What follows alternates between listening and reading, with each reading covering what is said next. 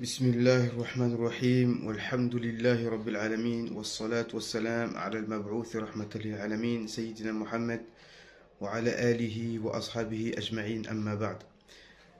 Dans cette vidéo, Inch'Allah Ta'ala, je vais régler un problème, régler un compte en fait qui ne me concerne pas directement. Sans fausse modestie, Abu Muslim n'a absolument aucune importance dans cette histoire. Mais ce qui est important, c'est l'honneur des musulmans en général en ce qui concerne la visite des tombes des Salihin et l'accusation que certains font de faire du shirk sans pour autant nous traiter de mouchrik, parce que certains d'entre eux essayent de faire attention pour ne pas être traités de takfiri, mais d'autres n'hésitent pas, comme l'ami de Michael Froment, là, comment il s'appelle, Zubayr ou je sais pas qui là, un frère sur Twitter qui n'hésite pas à me traiter de mouchrik puisque je suis arabophone, je sais très bien ce que je fais, etc. Donc il faut qu'ils se mettent d'accord entre eux. De Abu Muslim Safirullah, qui est ouvertement un prédicateur apostat, mouchrik, un adorateur de mort, un mécréant, eh bien, comment dire, dans ces vidéos où il appelle les gens à adorer autre qu'Allah, où il invoque des saints, etc., il cite son cher, Yussidi al-Jabr.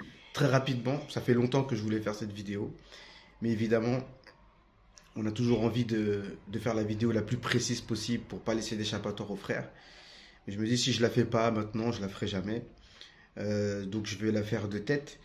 Et à l'époque d'Internet et en plus aujourd'hui de chat de Jacques GPT, je veux dire, et de Maktaba Shamila, tous ceux qui sont honnêtes peuvent vérifier rapidement. Alors on y va rapidement, je ne vais pas dépasser 10 minutes, Inch'Allah Ta'ala.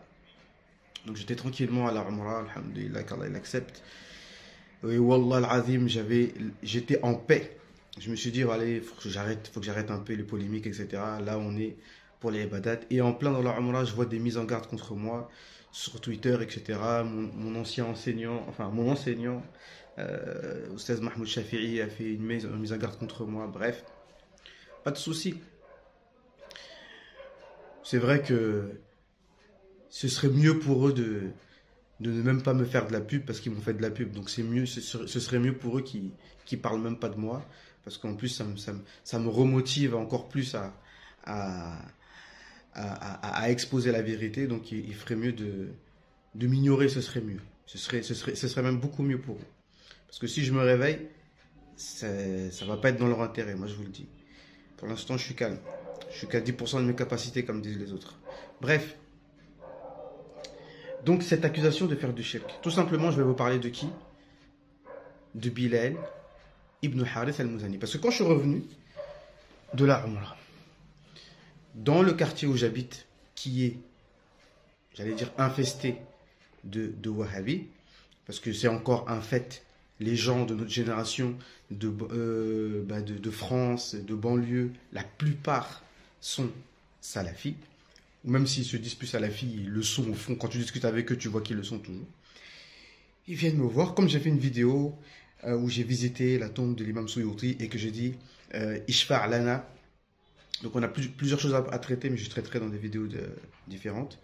Le fait que je parle à un mort, est-ce qu'il est vivant ou pas, et est-ce qu'il peut comprendre le français, l'imam Suyuti. Tout ça on en reparlera dans d'autres vidéos, sinon ça fera trop long. On a plein de choses à régler. Alors, quand ils sont arrivés pour me dire, parce que là ils étaient décidés à plus me parler, les plus cool d'entre eux qui continuent à me passer le salam, là ils ont décidé de plus me passer le salam. Franchement ça me... Bref, je dis c'est même moi qui devrais ne pas leur passer le salam depuis. D'accord? Donc je ne suis pas en train de faire la victime, au contraire. Je vais plutôt être le bourreau. Maintenant. Je ne fais pas la victime, je vais faire le bourreau, si vous voulez savoir. Donc ils ont voulu en fait me mettre la preuve contre moi pour me dire maintenant on ne parle plus. Alors quand j'essaye de leur dire qu'il y a un sahabi qui s'appelle Bilal et sur le coup, comme il m'avait pris un peu au dépourvu, je me souvenais plus du nom exact. Ils disent Bilal, mais il y a un seul Bilal de toute façon. Tu vois, déjà ils savent même pas ce dalil là. S'ils étaient un minimum informés, ils sauraient que on a une preuve d'une action d'un compagnon qui s'appelle Bilal ibn Harith al-Muzani. D'accord? Ce compagnon-là, lorsqu'il y avait une grande famine à Médine, il est venu devant la tombe du prophète pour dire Ya Rasulallah, adrik ummatak fa innahum qad halaku. Ya Rasulallah, fais quelque chose pour ta umma, ils sont dans la perdition, on va tous mourir. Et là, il a vu le prophète sallallahu alayhi wa sallam en rêve après avoir. Et dans son rêve, il a vu le prophète donc, sallallahu alayhi wa sallam lui dire va voir Omar ibn Khattab et dis-lui Ya Omar ibn Khattab, qad ahadtuka kayyisan fama sha'nuk. Ya Omar, je t'ai toujours connu intelligent, alors qu'est-ce qui se passe? Fais ce que tu as à faire. Et ce Bilal ibn Harith al-Muzani est parti voir Omar ibn Khattab, lui a dit je suis le messager du messager d'Allah pour toi, pour te dire tel et tel. Et c'est à ce moment-là qu'il a réuni les gens pour faire istisqa et demander à Abbas, qui n'est clairement pas le meilleur parmi les présents.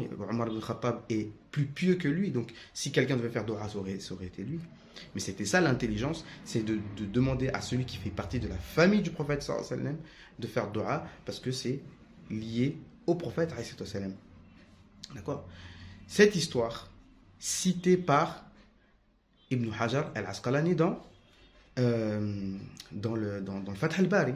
Par qui? Par Ibn Hajar al-Asqalani. Donc, nos frères salafis, qu'est-ce qu'ils trouvent à faire?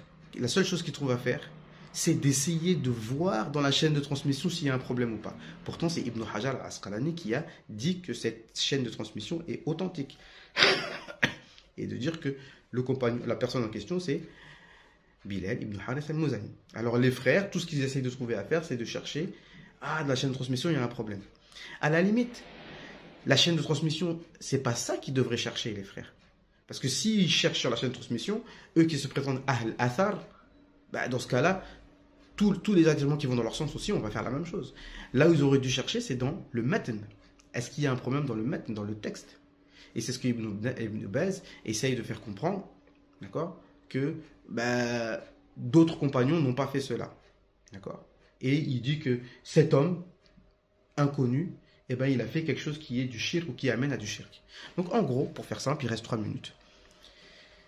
Si on explique, selon le Coran et la Sunna, que cet acte-là est légiféré, ils ne vont pas comprendre, ils ne vont pas être d'accord. Si on donne un dalil que un compagnon et plusieurs qu'on va citer, le temps passe vite, parmi des grands imams incontournables l'ont fait, ils vont dire oui, mais ce n'est pas un argument. Donc, vous voyez, on donne une preuve théorique du Coran et la Sunna, ils ne comprennent pas, ils ne sont pas d'accord.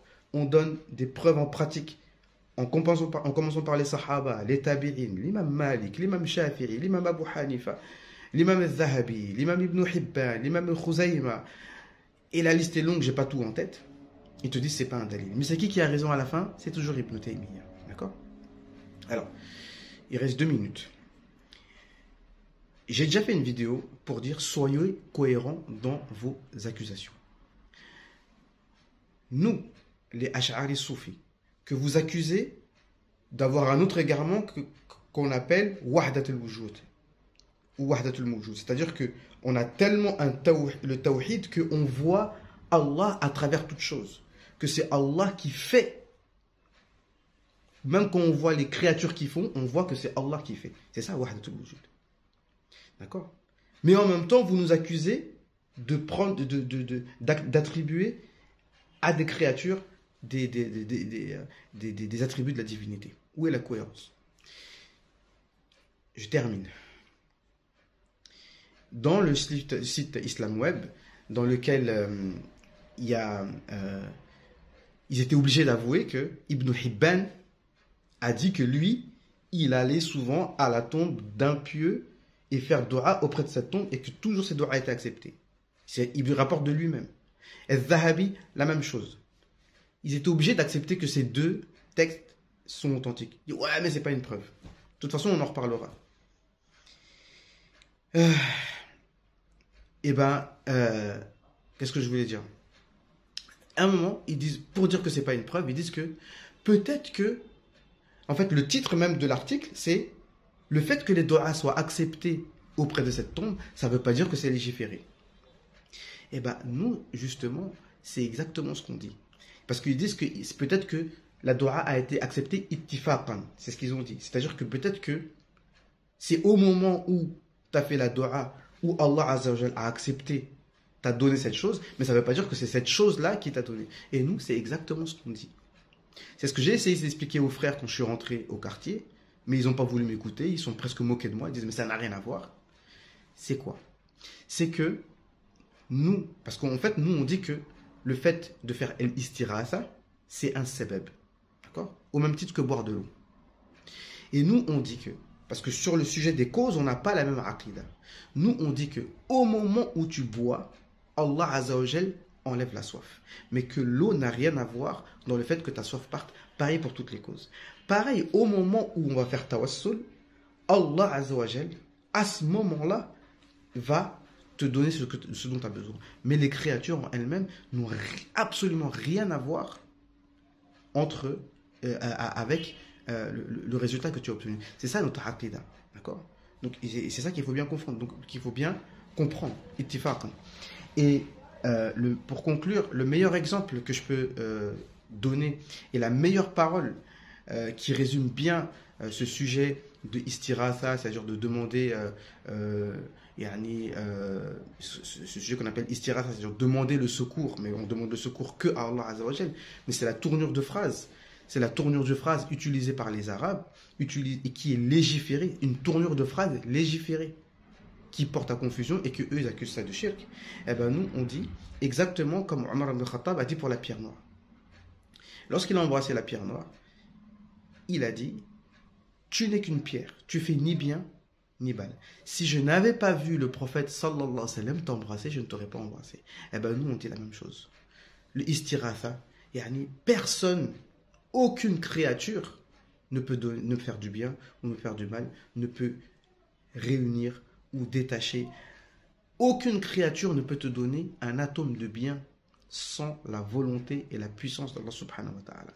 Mais si on n'avait pas vu, si le prophète sallallahu alayhi wa sallam n'avait pas enseigné cela à travers le hadith, comment ça s'appelle ce hadith? Le hadith de Tawassul. Il a enseigné à cet homme aveugle de dire Allahumma inni as'aluka wa atawassalu bika bi nabiyyika Muhammad nabiy ar-rahmah ya Muhammad inni as'aluka inni ya Muhammad inni as'aluka bi rabbi, etc.